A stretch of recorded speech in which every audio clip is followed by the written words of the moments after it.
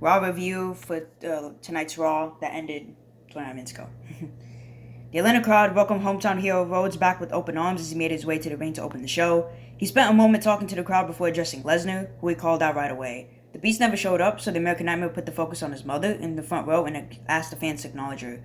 As Rhodes was prepared to leave, Lesnar's music hit and he prepared for a fight. The music stopped, then started up again. Rhodes marched backstage and then he came stumbling back out after the Beast nailed him with a chair. The former world champion proceeded to absolutely demolish the American Nightmare right in front of his mother. Lesnar accepted the challenge for SummerSlam to end the segment. With Rhodes being so over in his home state of Georgia, it was a smart move to start the show with this. It put a lot of heat on Lesnar and helped keep their feud going effectively. Riddle and Gunther met for a Money in the Bank rematch, but this time the Bro didn't have to worry about Kaiser or Vinci getting involved thanks to them being banned from ringside. The IC champion found himself on defense and had to counter a few submissions right away. When he left the ring to regroup, and Riddle followed Gunther, took him down with a huge chop, and a body slam to completely turn the match around. The ring general did his best to slap the soul out of Riddle's body, but the Bro kept himself in the fight and took every single one of those brutal shots to the chest. After putting up a good fight, Riddle was unable to kick out after a powerbomb. This was a hard-hitting match that showed off the differences and similarities of both men. The crowd was heavily invested and treated the ring general like the villain he is. Judgment Day came out to give a promo about their various feuds and storylines. As usual, Dominic Mysterio was booed too much to talk. Kevin Owens and Sami Zayn came out to talk a little trash, which led to Damian Priest challenging them to put the tag titles on the line in a match, with KO angrily accepting. Before the promo, Rhea Ripley attacked Rodriguez and injured her knee, making her a prime target for Green and DeVille in their title bout.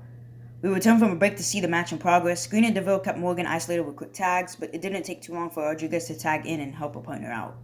This match ended up being much more competitive than anyone could have predicted. The crowd was noticeably more invested as time went on, but a lot of people seemed upset to see the titles change hands when DeVille scored the pin on Morgan.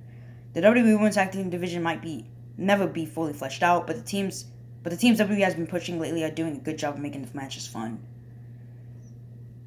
Chad Gable and Otis battled Eric and Ivar in a Viking rules match in an attempt to put their feud to bed once and for all.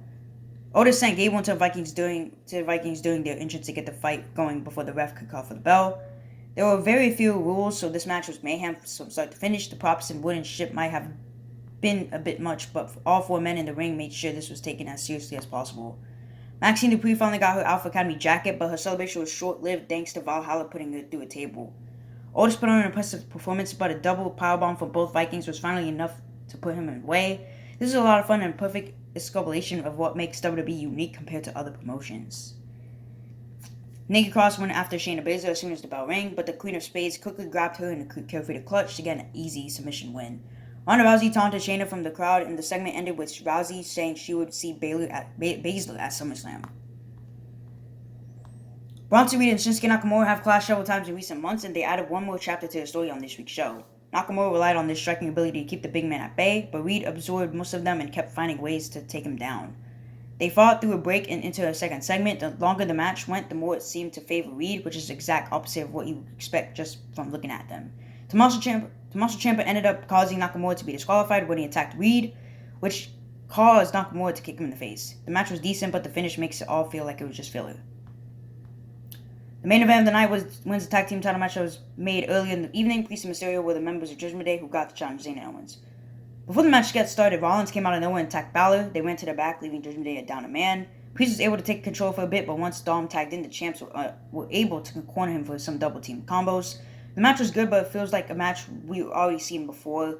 Ever since KO and Sami moved on from the Bloodline, they have rarely been interacting with other teams besides Judgment Day. Carters enjoyed this action, and everyone did a good job making this a solid main event, though the titles never felt like they were in danger of changing hands. Morgan ran down and attacked Ripley to keep her from getting involved. The distraction allowed Zayn to hit Dom with a Hoover kick for the win. B+.